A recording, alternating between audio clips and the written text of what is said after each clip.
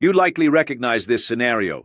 The scorching sun at Copacabana, a gringo as red as a toasted shrimp flirting with the women, a caipirinha in hand, and an ear-to-ear smile. Every minute, a woman in a tiny bikini walks by, and that's no exaggeration. Brazil has been voted several times as having the sexiest beaches in the world. Samba playing in the background, sunscreen in the air, vendors yelling ice-cold beer. And the tourist thinks, I've found paradise. I'll drop everything and marry a beautiful big-bootied brunette to live happily ever after. This is the Tabligh Rio de Janeiro, the postcard version that shines in soap operas, Hollywood movies, and sells 2 million tickets during Carnival alone, making gringos believe they're in a samba and bikini-clad Disney. But hold on, turn off that soap opera camera, because you just have to turn down an alleyway and the scene changes as if someone switched the channel without warning. Here, the lively sound of the cavaquinho gives way to the dry sound of gunfire bursts. Kids going to school already know the routine. Did you hear that gunshot? Hit the deck. The smell of sunscreen vanishes, replaced by the stench of sewage running down the stairs. The wiring resembles a modern art installation, but with a crucial detail. One slip-up, and you'll end up as barbecue. And the postcard once offering caipirinha and samba now delivers fear and crime, with a bonus, a stray bullet that seems to have Waze navigation. And guess its final destination? It's you. The invisible Rio. The whole world knows Rio de Janeiro. Christ the Redeemer with open arms, Copacabana with a toasted shrimp gringo, Carnival marketed like it's the Disney of samba. Now, turn off that tourist camera. Leave the waterfront, take a bus, turn into an alleyway. Welcome to the other Rio, the one not on maps, the Rio without an address that even the post office can't find. Here, if an ambulance shows up, it's either a miracle or the driver knows the local drug lord by name. You know that picturesque soap opera scene with the colorful favela, kids grinning and music drifting through the air? Forget it. Reality is much less Instagrammable. Electrical wires looking like a spider web about to fry someone, sewage running at the bottom of the stairs, houses stacked on houses like a Jenga tower ready to fall. And the most grotesque detail, for many people in power, this Rio doesn't even exist. For decades, the official maps acted as if the favela was nothing more than a blur, merely temporary, as though millions of people were just a typographical error, invisible to all.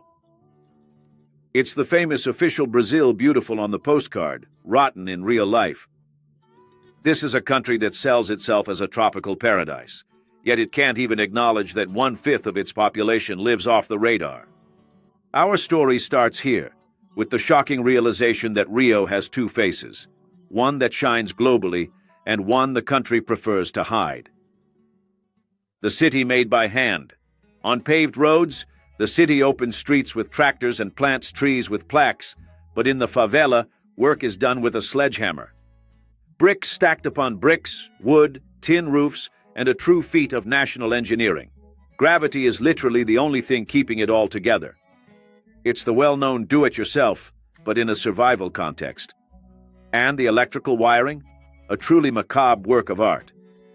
The urban planner is the neighbor who's built 3 makeshift extensions and now claims a cement degree. It works, based on workarounds, but it works.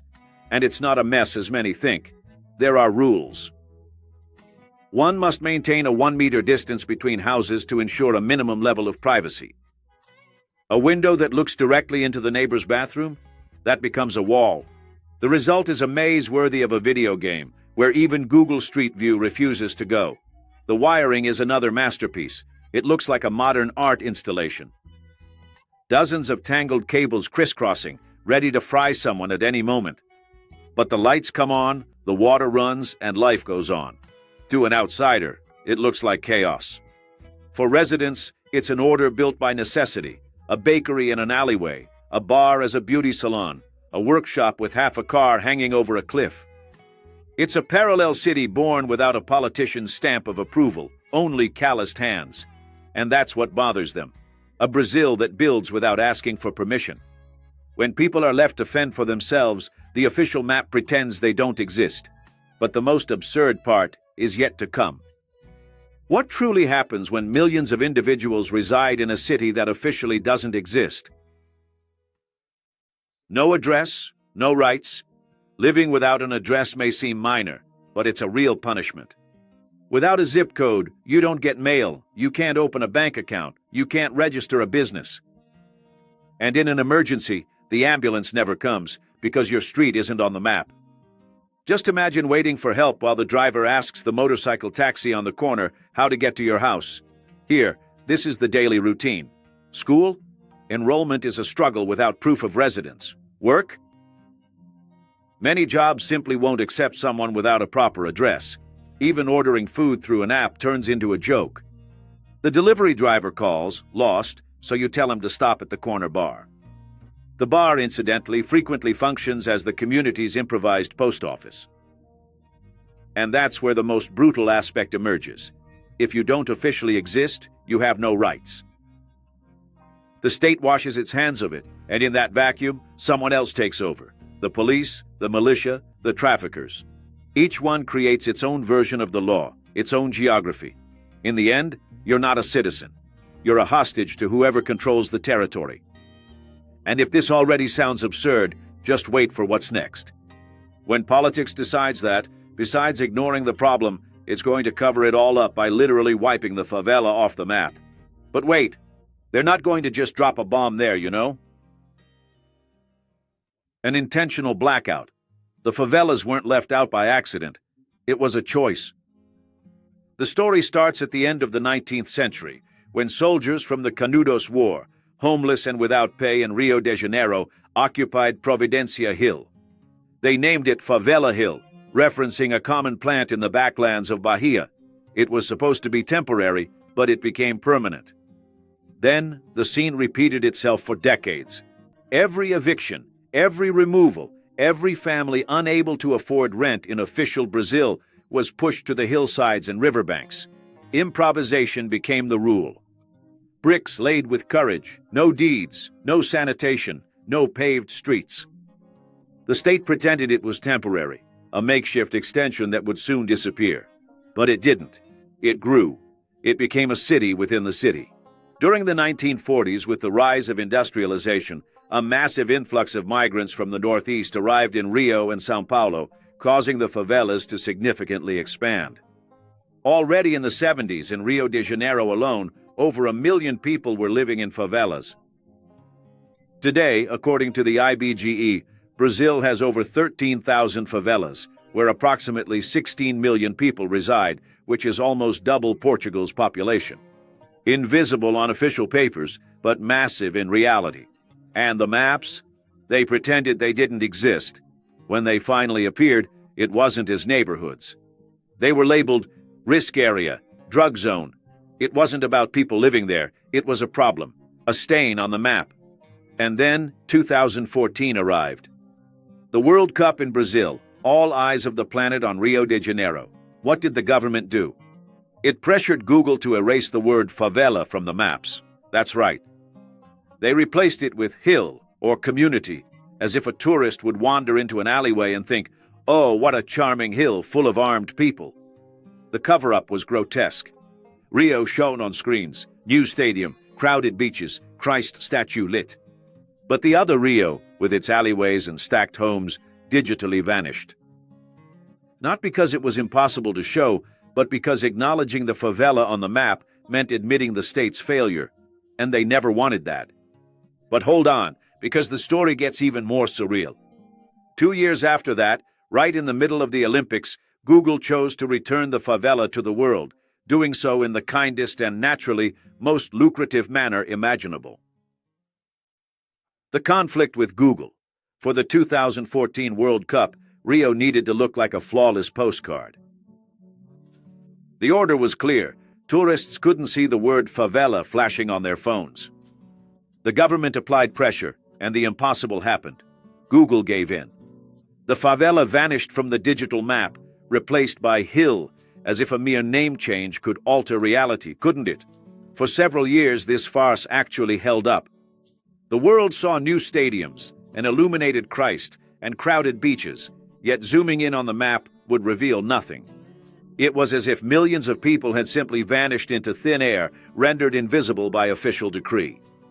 But in 2016, during the Olympics, the tables turned. Google launched its project called Beyond the Map. It was almost like a direct rebuke, a slap in the face to all the politicians. Videos, routes, documentaries showing the favela from the inside with the voices of its own residents, meaning ordinary people and drug traffickers. The message was quite simple. You can try to conceal it, but the favela exists, and now the entire planet can witness it. Don't be fooled, though. Google didn't undertake this merely for charity. Having the favela on the map means more data, more users, more ads, and consequently, more profit. But for the very first time, millions of people were no longer just a blur. They became a point of reference. And in this fight between the state and big tech, the winner wasn't the government, it was Google. Blatant poverty. Brazil is a country of contrasts. On one hand, it's the planet's third largest food exporter. On the other, nearly 20 million people are going hungry, according to the Brazilian Research Network on Food Sovereignty and Security. This means empty plates, folks sharing rice with flour, families forced to pick between paying rent or eating. That's the real situation, everyone. The nation that feeds the entire world struggles to provide for its own people at home. And the media loves to paint the scene as a war between the rich and the poor. This narrative, however, is quite convenient because it diverts attention from the true problem: public policy that has consistently failed. It's not the individual who succeeded who prevents your own progress. It's the system, ravaged by corruption, incompetence, and high taxes, that consistently slams the door in the face of those born without privilege. In the workplace, the situation is much the same. There are 35 million Brazilians currently without formal employment. The entire country became improvisation app drivers, street vendors at the light, odd construction jobs. These are people who manage to get by, but they live without rights, without retirement, and without a safety net. And here's the real distinction. It's not about the rich versus the poor. It's between those with chances and those who never had them. Brazil is among the most unequal nations. While some are able to study, open businesses, and prosper, most are stuck right at the starting line. Dilapidated schools, precarious healthcare, expensive and unsafe transportation. The dream should be simple. Any Brazilian, regardless of where they were born, should have a chance to make it. That the starting point shouldn't be more important than the race. But in practice here, the starting point weighs more than any effort. The outcome? A huge country, rich in resources, but where millions fight every day for the bare minimum. And this inequality doesn't just show up in the bank account. It is seen in the streets, felt in the fear, and erupts into violence that has become a part of daily life. Endless violence. Brazil remains among the most violent countries in the world. In 2023, the country saw 45,700 homicides, which averages out to 125 people murdered every single day. It's as if an entire city disappeared every year. Of that total, about 6,300 deaths occurred during police operations. This illustrates the extent of the street war. On one side, you have heavily armed criminal factions. On the other, police trying to reclaim territory. It's open conflict, and a lot of people lose their lives in the process. But it doesn't stop there. In operations, during gang shootouts, and even in local skirmishes, stray bullets emerge. In Rio de Janeiro alone, back in 2020, 131 individuals were struck by projectiles that had no definite target. 42 people lost their lives, and 89 others were wounded. Among those impacted were children and everyday workers, who simply found themselves in the wrong location at the inopportune moment. Thus, people linked to crime perish, on-duty police officers fall, and innocent civilians caught in the crossfire are killed. This is the true face of violence in Brazil, a war that has not been officially declared, yet it takes place every single day. Ultimately, city dwellers know no neighborhood is 100% safe. Violence spares no one regardless of color, class, or profession. It's an urban Russian roulette affecting all. In favelas, daily life means living with shootouts, like a weather forecast. Kids go to school with backpacks on and have to lie on the floor when the sound of gunfire starts. Mothers learn how to differentiate between fireworks and a stray bullet just by the sound. That's the survival manual. And do you know what's even worse? In Brazil, you pay taxes for roads and get potholes. You pay taxes for hospitals and get long lines. You pay taxes for security and get a stray bullet.